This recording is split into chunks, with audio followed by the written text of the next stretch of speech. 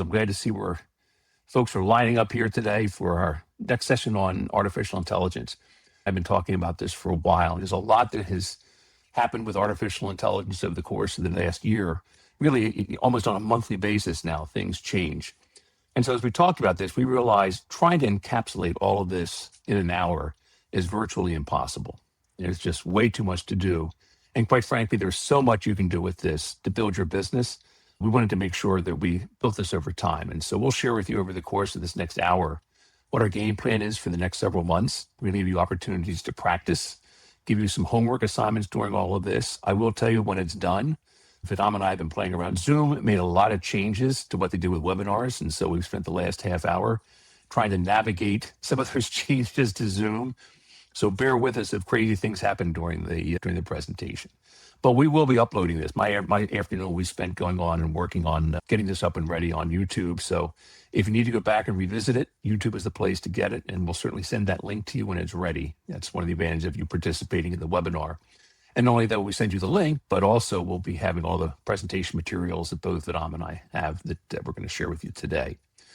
Our game plan today is pretty simple. My first goal is just to demystify this world of artificial intelligence. What is it? What are you trying to do? What can you do with it?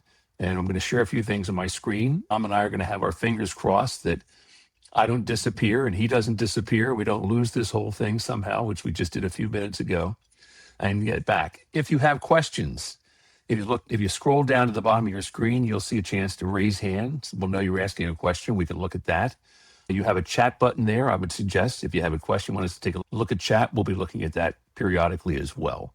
But please take advantage of this. There's a lot to do. So just to get us started, because I wanted to give as much of this time to Vedam today. He's the working chef. He's the one that's using this all the time. But I thought, what are some of the things that we need to be thinking about when it comes to chefing? And so one of the things we talked about, and here comes our first chance to share, Vedam. So we're going to see if what we did before works. I was just talking about demystifying, and I'm going to open this up in just a moment here. Demystifying some of the things that we do with artificial intelligence. What are these engines? What do they do? What are the kinds of language that we're talking about? One of the things we hear, for example, is large language models. It just means a whole mass of data that goes into a computer. In the old days, we used to use Google. We don't use Google like we used to, but now we're going in and just saying, give us more detail, which means we have to ask more intense questions so that these large language models can help you, can dig in and do the work they need to do.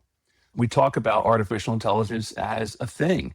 People have talked to us and said, do we need to be afraid of this? I don't know. It's hard to tell where this is going to go in the long run. We've seen certainly people who have mental illness, mental health conditions that have interacted with and have risked their lives using AI. But I think the bottom line is it's a tool. You can't be scared. You've got to try it. It's no different than years ago when we started the internet and everybody scratched their head and wondered what's going to happen with the internet. And we did things with it, and it had its challenges, it had its detractions, but it came back. So things like artificial intelligence, large language models. I'm going to pull up a couple of the other things that we put together here in just a minute.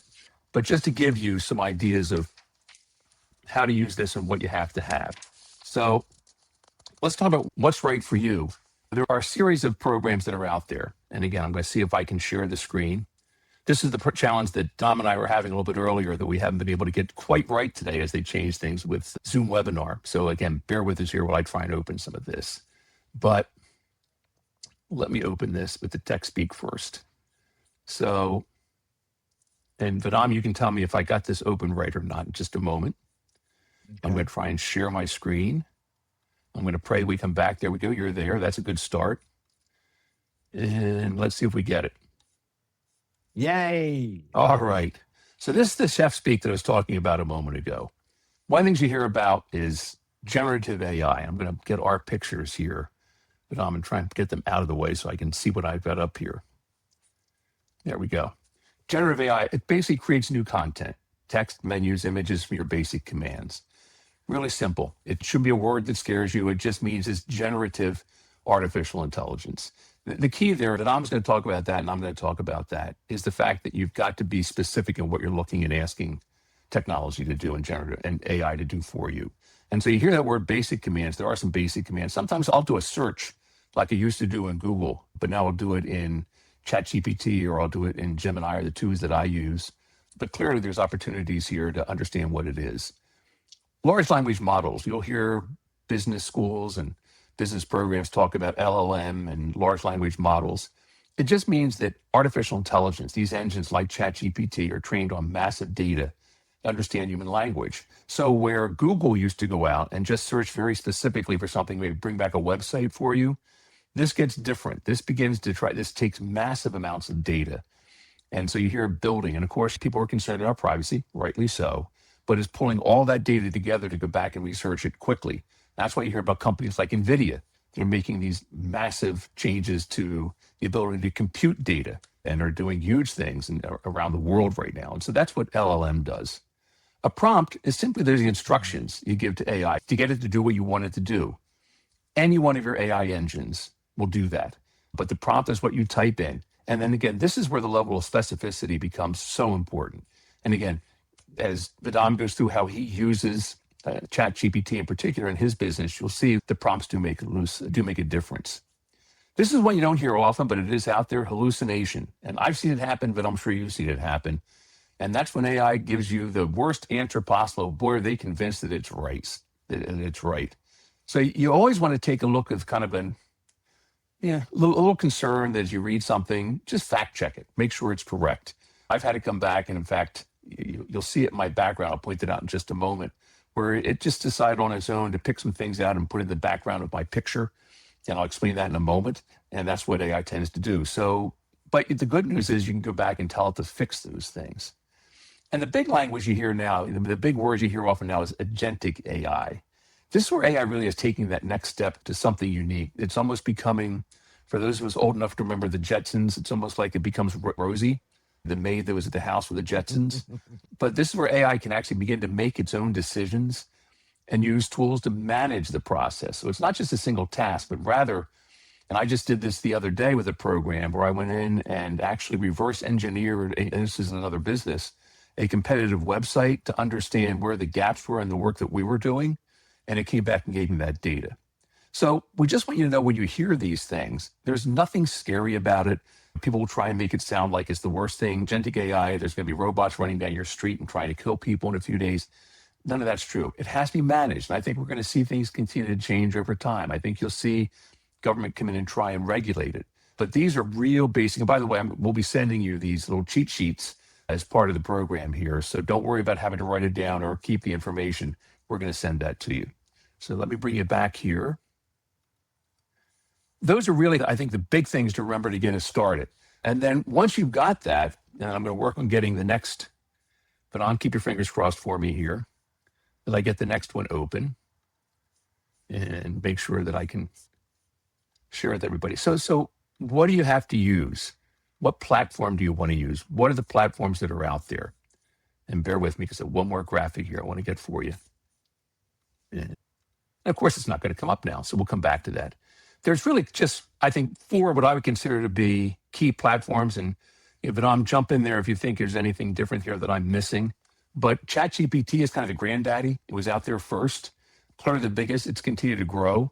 You've got Gemini. Gemini is interesting because it's connected to Google. And so if you've got Google Docs and you've got Google spreadsheets that you're using, there's a lot of integration that Gemini can do with that. So if you've got a Google file that's part of your business, Gemini may be the option for you to consider there. The one I hear a lot of people are talking about these days is Claude. No, that's not a person. It really is an artificial intelligence engine. And of course, you may have heard because they were just in a little bit of a tiff with the Department of Defense over some of the things that they're trying to do in terms of collecting and holding on to data. The short political side of that is Claude didn't want to give up data, and the government did. And so the government won and said, we're not going to use you if that's how you're going to work it. But Claude has some interesting things. We'll show those in just a minute, how you can use Claude differently. There are others out there too that I think we hear. Perplexity is one that's beginning to grow. I'm seeing more and more of that. Grok is an engine that was created by our dear friend Elon Musk, and Grok kind of comes and goes. But I think your big 3 right now that clearly we see the most from is going to be ChatGPT, Gemini, and Claude. And so I will share something with you now because that did pop up just a moment ago that I think is going to help us. And that's in the little presentation here that I've got. So let me pull this one up. And again, bear with us because Zoom has changed things. And so we're learning a lot as Vedam and I have gone through this today. And so we got some homework for you here. Vedam, can you see that okay? Yes, I can. All right. So the question is going to be, let me go back.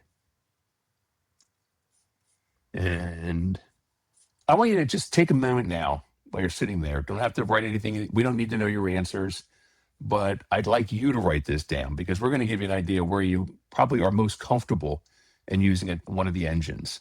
So thinking about your business, where do you spend most of your administrative time?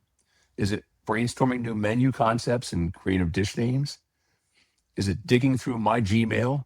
Is it going through Google Drive, or is it the calendar find client details? Is it polishing long, high-end emails and formal contracts to sound more luxury? Are you writing all of this yourself? So just briefly, write down your answer, A, B, or C, on where you spend most of your administrative time. And we'll give it a second here. What do you think? Maybe a second or two, but we'll go on to the next question. Go for it. All right, let's go to the next question. Next question is, how do you prefer to interact with technology? I think everybody's using tech in some way, shape, or form in their business. It could be something as simple as Siri on an Apple iPhone. So do you want to talk to it like a real person while you're driving or prepping? Do you have an Amazon Echo sitting next to you in the kitchen that you can ask it to give it instructions on? Guess what? That's technology. Do you want to integrate with some of the tools you already use? So is it with email? Is it with Docs? Is it with Maps? Is it on a Microsoft platform? Is it on a Google platform? As you begin to think about how you might want to do this, do you want to paste in long documents or old menus and have them clean them up? Is this something an engine could do? So is your interaction one where it's real personal, where you've seen some of these TV commercials where people are talking to their Amazon Echo and it's talking back to them in a conversational way? Integrated tools, like I said a moment ago, Gemini does a great job with what it does with its Google Docs and with its calendar and so forth. Or do you just want to go in, plug and play? And by the way, I may have told you this the other day, there was a business I have with my wife where I did the biography that they had put in there for us. And so I stripped it out, plugged it in, and then I gave it a very clear prompt that I wanted to change it so it's more conversational, covered some of these things, and it completely rewrote it for me. So I didn't have to think through it. So there's the second question. The third is, you're here talking about AI with us at the moment. What's your number one priority for AI right now? Is it speed and versatility? And we'll talk about what that Swiss Army knife means. Can it do everything? Or are you just looking for something that's very specific? Is it about organization and research? Is it finding local vendors? Or is it checking market prices? Just among two things that you can potentially do. Is it about tone and professionalism? Do you want to sound like that $200 an hour service provider? Do you want people to understand who it is you are and come across as a better professional? And again, we're going to talk a lot more over the course of the next several months about some of these things to get them even deeper. But to get you started today, take a look at the answers you gave to each of these questions. If most of your answers were A's, you're the ChatGPT chef. You need a creative partner. You love the mobile. And by the way, ChatGPT does have a great mobile app. It works well with voice mode. So if you're walking around thinking out loud, dictating menu ideas while you shop, ChatGPT can do some pretty cool stuff. If most of your answers were B's, you're a Gemini chef. That means you need an operations assistant. You're already on the Google ecosystem. Gemini can read your Google Docs and your Gmail, help you stay organized without you having to copy and paste everything. So it's that begins to dive in and give you time back in your life by doing the work that now is so rote in your business. And the C's, you're a Claude chef. You're a luxury brand. You care about the nuance of language. Claude is widely considered the best writer of the bunch, and it can help you draft those sophisticated, high-touch proposals that justify your premium pricing. Now, let me say this. If you're just getting started with this, does it mean you have to pick just one? If you're thinking, gosh, I wasn't mostly A's, mostly B's, or mostly C's, I was all over the map, you're not alone. Here's what we're going to have you do over the course of now and the next time we gather. Each of these has free versions. Just today, before we get deep into all of this, after we finish this presentation, I would like you to spend just 15 minutes with your match. Just pick one. And then do it this afternoon. Ask it to write one menu description. And just look how different each of those menu descriptions are. You begin to see the power of exactly what it is that any of these engines can do.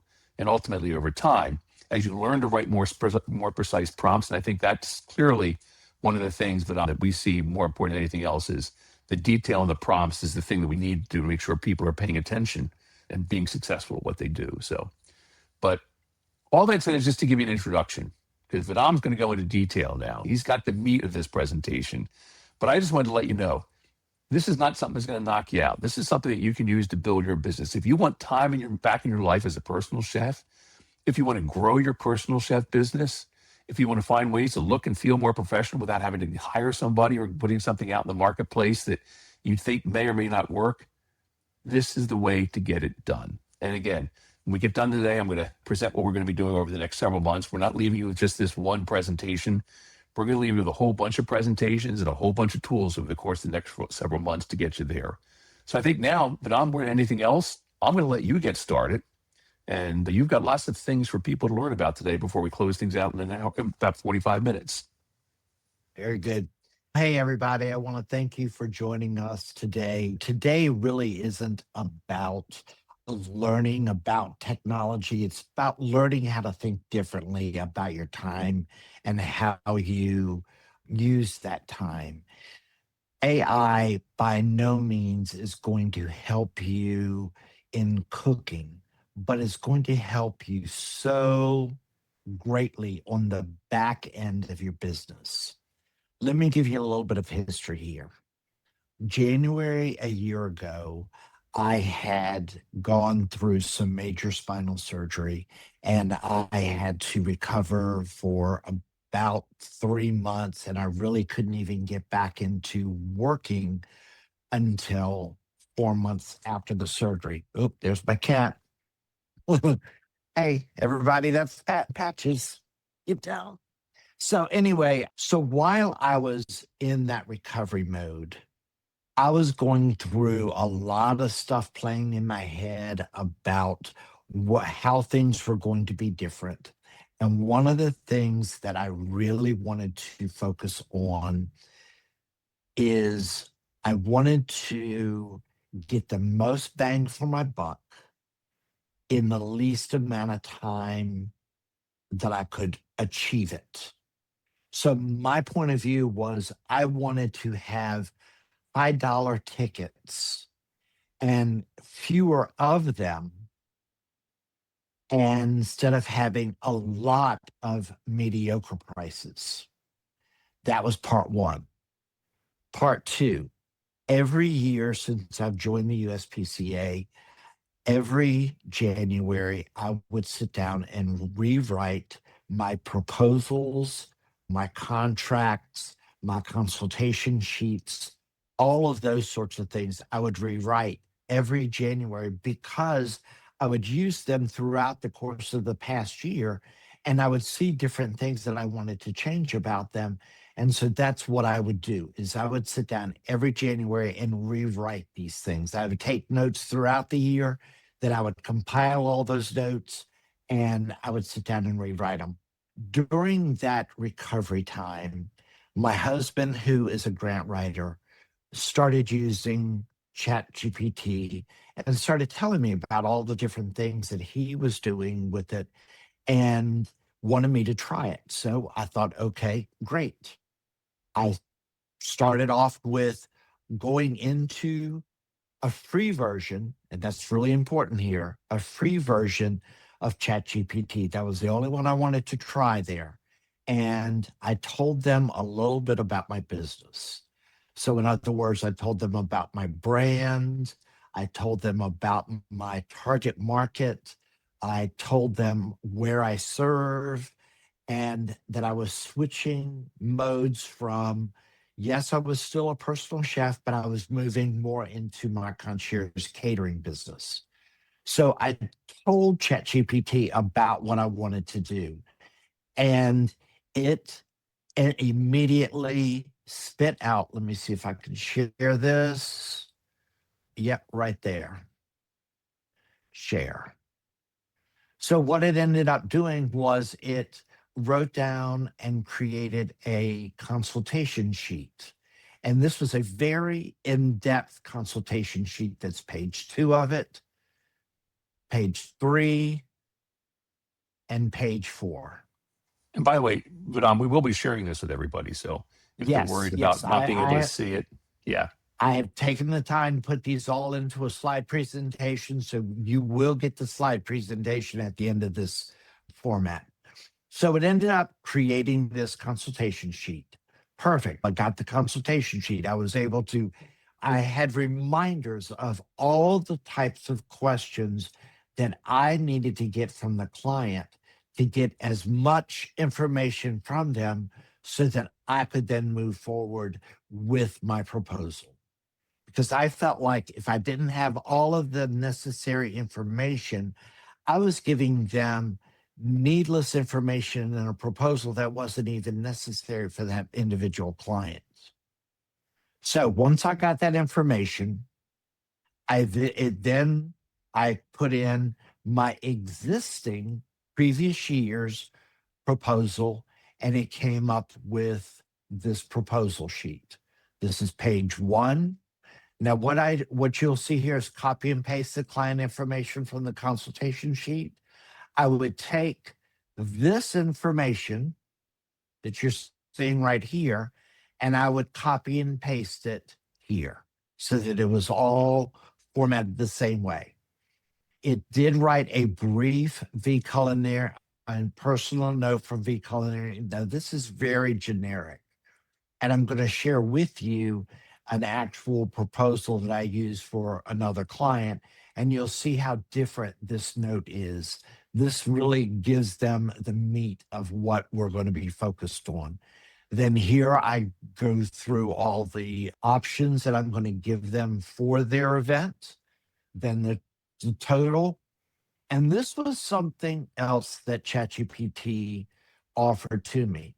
It asked, Vidam, since you are focusing on a higher end client, maybe we should focus on telling the client why you are in the pricing structure that you are quoting them. So it created this why choose the culinary. This is the end of it. And we put it right into the proposal itself. Then this gives them the additional notes to their proposal, so on and so forth. And don't worry about trying to read all of this now. Like we said, we're going to give this to you later. And then the warm regards. So I would sit down. Now that I've got all of this information ready to as a template, this was just ChatGPT created this template for me. And you see that I put it on my own letterhead. So, and when I finish filling in all of this data, I then save it into the client file. And then I export it into a PDF version, which the client receives. And this is, let me back up. I'm sorry. Let's see here. Okay. This is what the client receives. And I did take out all the information so that you can't see what the client, but what it also asked me, is there other contact person that this first contact person is emailing the information to? How about you collecting the information and sending it to them at one time so they're not having to share that information with each other? I would have never thought about doing that, but that was a prompt that ChatGPT recommended to me, and it made perfect sense. Then I wrote out, I did I typed out a general note of what I wanted in that client's proposal, and it formulated it, and it made me sound like I was brilliant and exceptional. I write like I talk. I pause. I do all that sort of thing. I really was horrible at grammar going through school. So all of my editings. I would have to get my husband to edit it for me. So that was another, I'd get done. He would get done at the end of his day. Then I would give it to him. He would edit it. And then in many cases, he would miss stuff that I would catch later. Well, his response to me when I said, Naresh, you forgot something, you missed something, he said, well, you get what you pay for. And granted, that was exactly right. So if you are not the best editor, or you're having to get someone else to edit for you, run it through ChatGPT or any of the other AI models, and they can clean it up for you. Use your own wording and make you look brilliant. Now, while we're on the subject of chat or any of the AIs writing stuff for you, they can help you write emails. They can help you answer text messages, all of those sorts of things so that you're not missing anything. And again, it's making you sound like the professional that you are. Now, let's go continue into the writing. The next thing that I use AI for is I have all of my recipes in Modern Meal. But what I do first, and let me jump here and I'll come back to that. Let me find it. I'm looking for the recipe template. I think that's it. Yes. So it created a recipe template for me. Now, the other cool thing that I want to mention to you, and we're going to get into prompts in another session. As Larry said, we're going to do 6 of these, and one of them is going to be focused on prompts, is I told AI what my branded colors were, my branded fonts were, et cetera, et cetera. And what in the beginning, I didn't have that information, or I didn't give that information to ChatGPT. So it would use whatever font it felt like, and I would copy and paste it into a Word document or into my letterhead. And then I would have to click on the whole document, change the font to what I wanted it to be. But later, as I got working with ChatGPT and I told it my fonts, it created this without me having to change a thing. So let me continue. This is the example of a finished recipe. It has a description and it also has a short description. I asked ChatGPT to do this for me.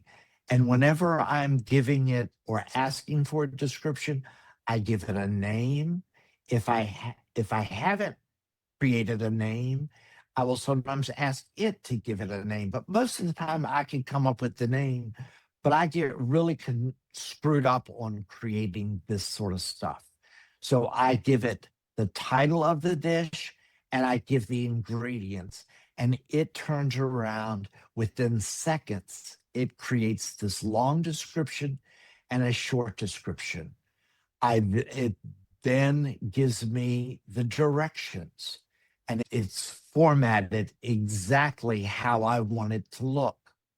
At that point, once I get this done and I saved into a file, then I go to Modern Meal and put the same information into Modern Meal so that every time I pull it up or pull up a recipe and I'm creating a template for a proposal, and I'll go back to here and show you what I'm talking about. Yes, we're right here. You see, I offer 3 to 6 options for them to choose from. I give them the name, the description, the next dish, and the description, et cetera, et cetera. Now, you may ask why this is now in green.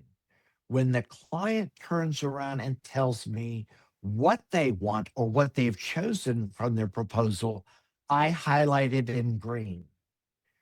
Then, when it comes time to creating their contract, let me get there. Sorry, guys. Let me find the exact one that I want. Just skip through here. Yes. So that was the proposal for this event. This is now the contract for the event.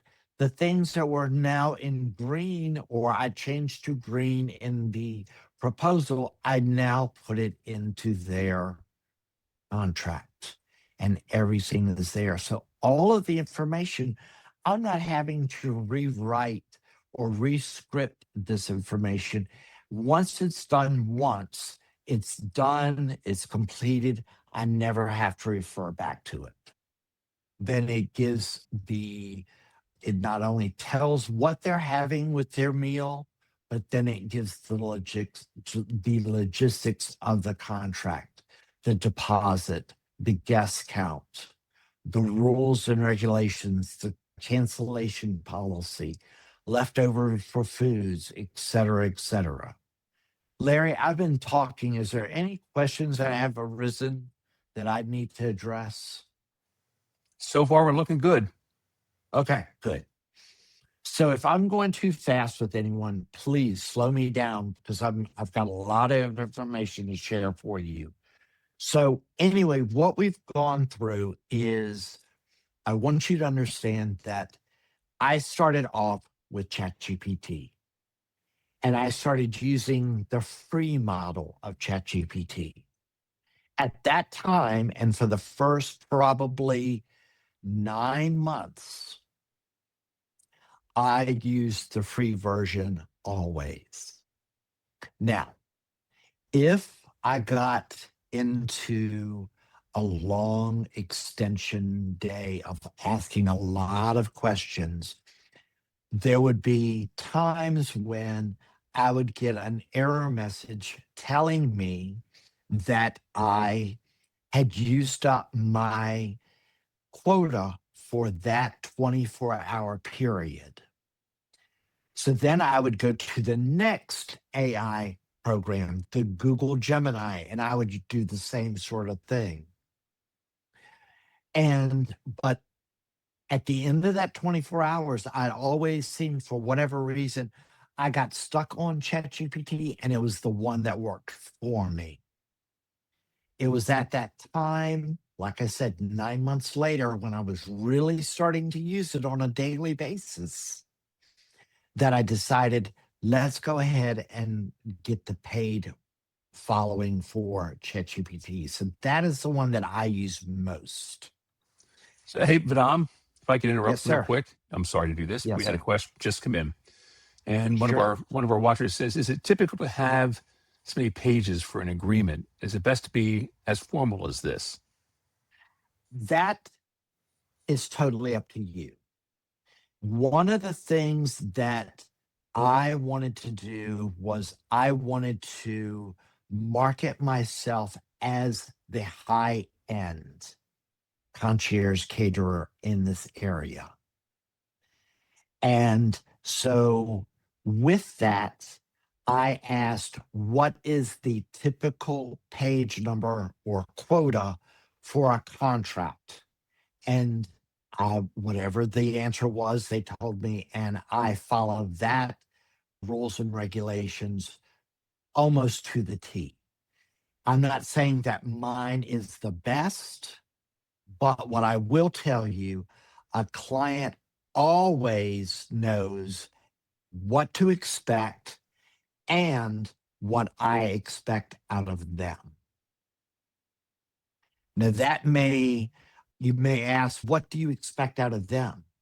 I expect them to read the contract and initial every last thing that they're agreeing to. I expect the kitchen to be clean when I come in to start the process. And it states in there that if It is not, then there may be an additional charge. In it, I state that I don't want to deal with children and or pets. I want to have full access to be able to get into these gated communities. All of those sorts of things. I just want everyone to know what to expect out of me and what I expect out of them. But So wouldn't that does, you say that kind of reflects what you've experienced over the years in business?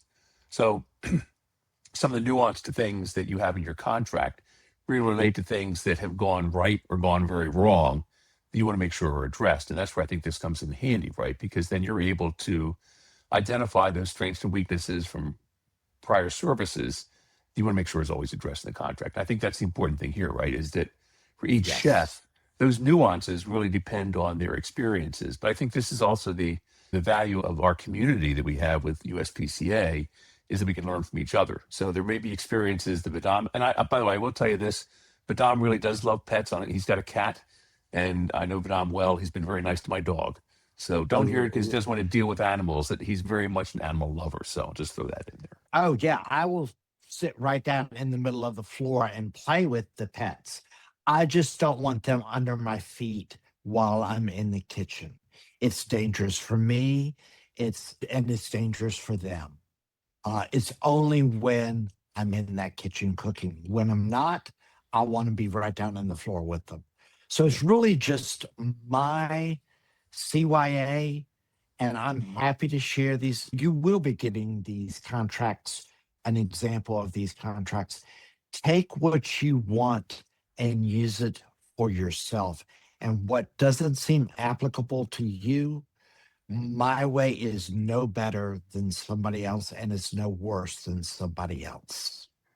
And so Like for go ahead. like for example, you see right here at this one that I'm sharing, the one that says media photography rights. I want to be able to take pictures and have the permission from the client right from the get-go, or their request not to share their information on social media in picture format. So I just like all of that sort of thing known right from the get go. Now, I mentioned social media. Let's jump into that for a little bit.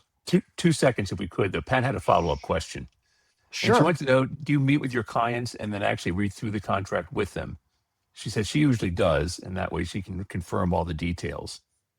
That's really good. But for me, a lot of people are in different states when I am constructing their proposal and their contract, because I am in a vacation centric community in the mountains of North Georgia. So many times I've never even seen or met this client other than over the phone until the day of the event. And that's another reason why the gated community and restricted access in these high end places, there, I've got to have access to be able to get in when I need to get in. So I want to know all of that sort of stuff right from the get go. Did that answer your question? I'm going to pop in there and take a look, too. Okay. Just wrote back, says, I love Delonica. Right on. Yes. And you didn't answer the question, so there we go. I got that from Pat. Thank you. So let me back up what I mentioned about the media, social media. Excuse me. Guys, I am 62 years old. I did not own a computer until 1996. So I am not a tech savvy kind of guy. I don't like it. I don't enjoy it. I find it tedious, but it is a necessary evil for our business. So, with that being said, I have grown a relationship with AI where it helps me write social media posts. It helps me write newsletter or blog entries. It helps me do all of that stuff. And it makes me look so much smarter than I actually am. I'm not, there are many times that I feel like I'm dumber than a box of rocks, if you want to know the truth. But what I know well, but I'm not savvy in the knowledge in how to write those social media posts so that they get the most bang for the buck. AI has helped me do that. Now, I do not ask them to write something and I'll just put it in. I tell them what I'm interested in writing about, and then it writes it. And then I may need to tweak it and add something to it that I want to add or subtract. And then I put it back into AI and it rewrites it again. And then I put it into social media. While we're on the subject of social media, food photography. Guys, if you're not using AI in your food photography and allowing it to help you edit, go back and look at my last few social media posts and recipes and that sort of thing. That is, those photographs are nothing more than a blank space on a counter that really doesn't have very good lighting, but I'm photographing it with the iPhone. Then I put that photograph into AI and I tell it what type of finish and what type of edit I want it to achieve. And bada bing, bada boom, within seconds, it's done. I do think it's important, but if I can add to that. And again, Sure. I know we've got a future session. We're going to get deeper into the social media piece because two things. One, you're talking about your writing the posts, and we'll talk about this in a later episode. You can actually have any of those engines create an entire social media calendar for you. So timing the topics, when they should go out, what kind of topics would most be advantageous in your particular marketplace. So for example, you have a lot of vacation rentals where you are. The kind of messaging that goes to vacation rentals might be very different than would go to a regular homeowner or somebody who's looking for weekly meals versus meal planning versus dining events. So that's all important. I think the other thing too is you're so right about that ability to enhance photography, but it should be your photography that is being enhanced. So in other words, from an Yes. ethical perspective, what you don't want to do is set yourself up with a customer who says, boy, that food does not look like anything that was in your pictures. So it's got to be the things you're cooking. But the good news is it can clean those pictures up dramatically. And I'm going to come back to what And we've been saying since the beginning. It's the amount of detail that you give it in the prompt that will help you define that. And I'll show you a picture here of mine. We come back on in a couple of minutes. But the other thing too, Vidam, real quick, which social media platforms, if they want to go back and take a look at you, should they find your pictures on? Facebook, Instagram, and they're all listed under V Culinary, VEE Culinary. So there's Instagram and Facebook. I'll make sure that goes in our notes too. Sure. Sure. And then you're also going to want to check out the website and look at the blog posts for the recipes that are trying to get more and more recipes on my website. So they're really helping me with that. And So Vidal, if guys, I could, we had a question. Can I jump in yes, real quick? I know this is gonna be a little sure, back and forth with the two of us. But sure. one of our participants just wrote in and said, "Which AI do you use for the photo editing?" I tend, and you and I have had this discussion. I tend to use Gemini as a photo editor more than and I don't know why. It just seems to come out better. But I would suggest as you play around with the free version, and again, the difference with the free version versus the paid version is the number of things you can ask. It takes a look at the amount of space that you use. So it's not like you're restricted by won't do this because you're using the free version. It just means you can't do this as frequently if you're not using the paid version. But I would strongly suggest is you find a good photograph, write a really good prompt.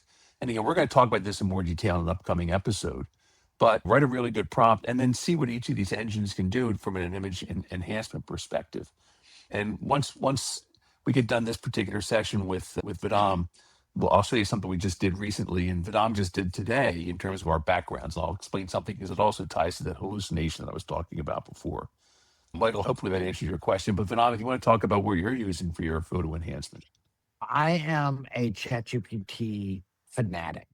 It's the one that I've just gotten the most used to, and it's the only one that I use as a paid version. So to answer your question, I use ChatGPT for everything with photo editing and all. Now, I will tell you a sneak around and it worked for me, and I don't know whether it's still applicable or not, but try it. If you are on your laptop or on your or whatever, and you get the error that you've run out of usage space for that day, go to that same app on your phone. Or if you are on your phone and you got the error, go to your laptop and you can. I was able to work around those times when you got your error message. So, guys, I'm not trying to tell you that my way is the best way. And yes, my business is focused on concierge catering, where yours may be in personal chefing, working with clients on a weekly, bi-weekly, or monthly sessions. You can use AI to help you write your what you're offering to cook them for that week and clean up everything. The things that you are spending, let's say 10 minutes on back end of your business, the business side of your business, if you're working for 10 minutes, you could do it in 2 to 3 minutes. If you're spending an hour on the back end of your business, I bet you could cut it down to 10 to 15 minutes.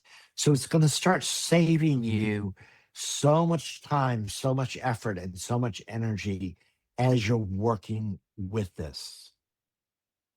So we're going to start really wrapping this up because we've only got a few more minutes, but I'm going to be sharing with you a call to action for today.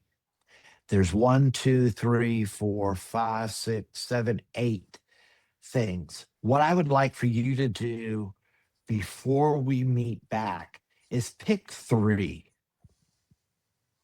and see what you can do. Start playing with it. That is the only way you're going to start feeling comfortable with this new technology, is to play with it. Do not be scared with it. Start having a communication with it. Larry alluded to this, where we used to go to Google or Safari or the search engine and what is the closest restaurant to me, or whatever you put into your search engine. You talk to ChatGPT or talk to AI like a real communication rather than a question. Yes, you can ask it questions, but talk to it like you were talking to your friend. It will It's the sometimes get best. annoyingly conversational, though. I've had Yes, that happen where, and, would you like and me I to do? Would you like me to do? And stop asking me and just do it. yeah. And don't, just because AI did it and I've told you that it's going to make you look brilliant, proofread everything it has done for you before you copy and paste it into an email. Proof it and make sure it has your tone. Make sure that it has your voice. Make sure it has everything that you want it to be. And if it's not, tell it that it's not and go back and clarify what you're asking for it to do. And with that, I'm going to wrap this up. So, Larry, you can have your spiel for the rest of this and tell We us can do that. everything that's going to go on? You want to pop off share for a second? I'm going to show something here if I can. Absolutely. Got it. There you are. So one of the things, and we were playing around with this the other day with Vedam and I, and that's the background. Most of you won't recognize it. You'll see the USPCA logo. Got to get it the right finger here behind me. And basically, I just took the logo and I told Gemini, create an office-like environment that would use as a backdrop for Zoom, and plugged in the logo. So now I use ChatGPT and Gemini enough for different business purposes that sometimes this is where the hallucination comes in. It decides I'm going to pick up from these other businesses as well. So as I look over this shoulder, that's a USPCA shirt. It just put it there on its own. I didn't tell it to put it on the shelf. This is the name of the cabin that we have up in the mountains. And we do a lot of short-term rentals, and this does the marketing, and you can see the house, and I didn't tell it to do that. And up in this corner, up here, is part of a logo for real estate business. I didn't tell it to do any of those, but it did it anyway. So you have to sometimes go in and do some corrections with this. What I want to get to that is the more you interact with this, the more it's going to remember about you. It almost gets to be a little spooky sometimes because you're going to ask a question without even identifying your business, and it will figure out what it is that you're talking about, what it is you're looking for. The good news is, because it's containing, this is when I said early on, large language models, right? That's the large language piece. That's what's collecting all this information. And rather than just like the old days of Google where you just get one answer, it's going to form all this in a way that it's going to give you detailed answers. So, and by the way, as it's doing that for you, it's doing that for everybody else who's plugging information into these models, which is why it's able to pull so much out, write a better contract for you, why it's able to do social media calendars, why it can write the actual social media post tied to those calendars, why it can create the graphics that goes with those. You might even want a new logo. Ask one of these things to craft a new logo for you. Maybe you want a better, is the name of my business one that's effective in my marketplace? Is there something that would be more effective? We're going to get over the course of the next several months. I'm going to try and open this now. This is the scary part for Vedam and I. We were playing with this earlier. And somehow everything we did just disappeared. And I'm going to keep my fingers crossed as I get ready to open this up. I didn't open up while you were talking, Vedam, because I just said, if I do that, with my luck, I'll end up having everything disappear again. So let's see if this pops up like it's supposed to. Can you see it? All right. So now there's hope. This is our game plan over the next several months. Next, mark down May 4th on your calendars. We'll be having an invitation come out. We want to have you take the month and really start to play around with this so we come into these more detailed ones. So today was just the basic dietary matrix from complex menu planning. And that was getting into the contracts, what we have to do. But we're going to get into the automated administrator. You want some of your life back? We're going to talk about some of the things that we can do to help you get there. Smart sourcing and dynamic costing. One of the things that I often see, and I'm a personal chef, our Facebook posting site, is how much should I charge? Guess what? AI can do some phenomenal things for helping you manage and maximize your profit margins. And so as an association, one of the things that we can't do is really give you a lot of advice on pricing. There are actually federal laws. And as I always kid around, I don't look good in stripes. So we tend to avoid that, but there's nothing that can stop AI from helping you do that and pulling up information from the internet. Plating, doing some things for culinary marketing. That's what we were just talking about a moment ago, and what we can do with marketing to help you get there. The old silicon sous chef recipe innovation and flavor profiling. As you get more fancy, we know you know how to cook, but do you want to get fancier? Do you want to know what people in your marketplace are looking for? What are they going to restaurants for? What are they going to other chefs for? What are they buying elsewhere? Can you work on your flavor profiles to make sure that it's representing what people in your area are buying so that your personal chef business represents that? And finally, the season finale, we're going to take a look at ethical practices. We talked before about making sure when you edit your pictures, they're your pictures. It should be you, right? And so we want to make sure that we understand what you can and can't do with AI that's safe. So that's going to be over the course of the next several months. We want to give some time in between each of the sessions for an opportunity to be able to talk, get a chance to chat, get a chance to practice, ask your questions, and we'll be here to help you do that. So we get done this day. My day is going to be spent. I have a new AI helpful video editing. So I'm going to work on editing our video when we get done this today, getting it up on YouTube. Everybody who participated will get the link before it goes up to the membership in general. So we'll get the link out to you personally in an email after we're done. We have it up and running. We're also working on getting our Apple podcast and our Spotify podcast back up and running now that both support video.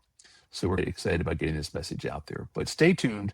Lots more to come in terms of how we share what's going on with artificial intelligence and really help you be working more on your business and in your business. Vedam, anything else before we close? Larry, feel free to, when you share the information, if you want to share my business line for people can text me if they want to, if you want to share my email, I don't mind you sharing that at all. I'm happy to help you guys do anything that I can. That's the power of associations. And by the way, Patricia just said thank you very much. It was very helpful. So always happy to help everybody. So our pleasure. All right. Yes. If that's if we're all set, we'll see everybody May 4th, we hope, and we'll hear what your first little interactions with artificial intelligence have been. But again, thank you all and we appreciate it. We'll see you again soon. Take care. Ciao.